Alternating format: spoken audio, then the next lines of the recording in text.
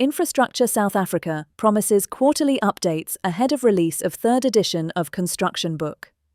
Infrastructure South Africa has indicated that it plans to offer quarterly status reports on the projects that are included in its so-called Construction Book, which is published yearly and lists public infrastructure projects across all three spheres of government that are considered construction-ready.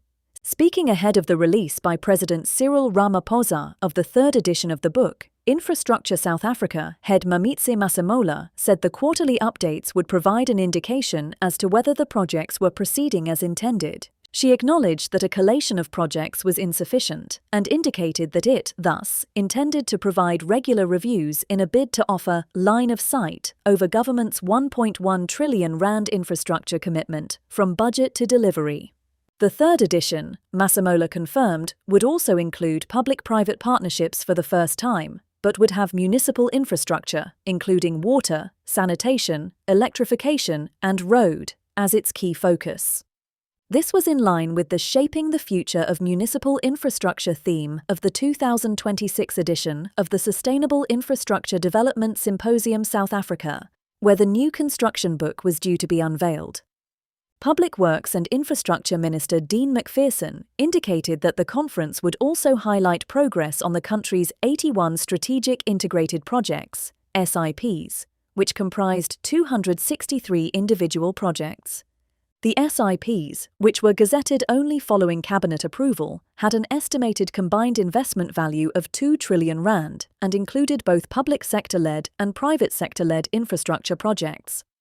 Over the last 18 months, 37 projects worth approximately R69 billion have been completed.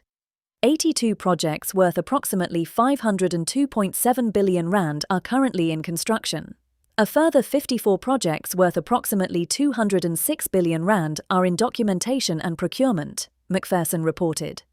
These figures show both the scale of the pipeline and the importance of sustained coordination across the infrastructure system, he added. The conference was also taking place only days after the launch of Phase 3 of the Government Business Partnership, which listed infrastructure as one of 4 sectors that would being prioritized in an effort to lift growth to 3% and to create 1 million new jobs by 2030. The other growth sectors are mining, agriculture and tourism, with the partnership also continuing with its previous focus on electricity, freight logistics, crime and corruption, and youth employment. While specific targets had been set for the other 3 sectors, it was indicated that work was still underway to finalize the framework for infrastructure.